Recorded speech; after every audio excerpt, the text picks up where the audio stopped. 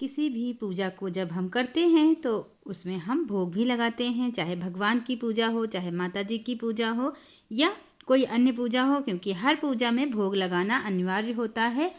पूजा में भोग लगाने के कुछ ज़रूरी नियम भी होते हैं। अगर उस नियम से आप भोग नहीं लगाते हैं तो आपको बहुत सारा नुकसान भी उठाना पड़ सकता है, आपकी पूजा विफल भी हो सकती है। तो इसलिए बहुत ज़रूरी है कि भोग लगाने के नियमों के बारे में जाना जाए। तो आज की वीडियो में हम आपको पूरा बताएंगे कि भगवान का भोग लगाने का सही नियम क्या है। आप सभी लोग वीडियो को पूरा देखिएगा। आप सभी हैं ज्ञान सरिता रोचक जानकारी चैनल पे और मैं हूं आपकी दोस्त अंजू।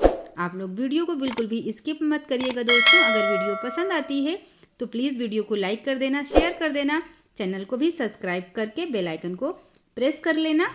तो सबसे पहले हम लोग जान लेते हैं कि पूजा का जो हमारा भोग होता है उसको हम कैसे लगाते हैं, क्योंकि सनातन धर्म में भगवान की पूजा अर्चना के वक्त नैवेद्य जरूर चढ़ाया जाता है। अपने आराध्य को अपना मन चाहा भोग लगाकर भक्त भगवान को प्रसन्न करते हैं। खासकर तीज त्यौहार, नवरात्रि और जो भी हमारी दैनिक पूजा होती है सुबह सुबह, तो हम अगर पकवान उस पूजा में चढ़ते हैं तो हम पकवान भगवान को भोग में अर्पित करते हैं। अगर फल चढ़ते हैं तो हम फल अर्पित करते हैं। लेकिन कुछ बातें हैं जिनका ध्यान रखना बहुत ज़रूरी होता है, जैसे कि भोग लगाने का समय, ये बहुत इम्पॉर्टेंट होता है। जिस वक्त पूजा कर रहे हैं उस वक्त भोग लगाना चाहिए।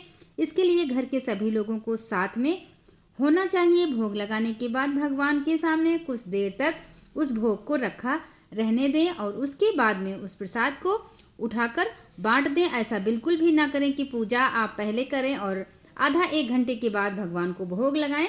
इस तरह से अगर आप भोग लगाते हैं तो ये पूरी तरह से गलत है। दूसरी चीज़, भगवान को भोग लगाने का पात्र कैसा होना चाहिए ये भी बहुत ज़रूरी है।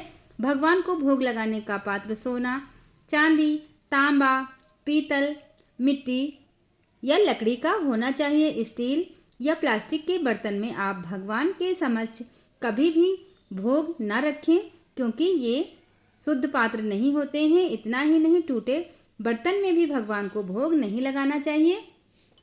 तीसरी जो है कि सबसे इम्पॉर्टेंट बात है दोस्तों, वो ये है कि जूठा भोग आप भगवान को कभी ना लगाएं। जाने अनजाने आप कभी भी उनको जूठा भोग ना लगाएं। कई बार भोग लगाने वाले प्रसाद से ही भोग खाना शुरू कर देते हैं, तो ये बहुत गलत है। अभी भगवान को भोग नहीं लगा है और आपने थोड़ा सा उसमें से चेक कर लिया है तो ये भोग आपका जूठा हो गया।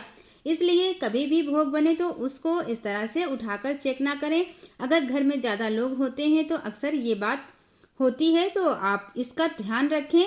पहले ही एक बर्तन में भगवान के लिए भोग निकाल कर अलग रख दें और फिर बाकी का खाना लोग खा सकते हैं। इसलिए जूठे भोग को शास्त्रों में बहुत अशुभ बताया गया है। तो दोस्तों यही नियम है जो कि बहुत ज़रूरी है हर पूजा में। वो कोई भी पूजा हो, चाहे नवरात्रि की पूजा हो या आपके घर की दैनिक पूजा हो या कोई कथा हो या गृह प्रवेश की पूजा हो, कुछ भी हो, हर तरह की पूजा में आप इन बातों का ध्यान जरूर रखें।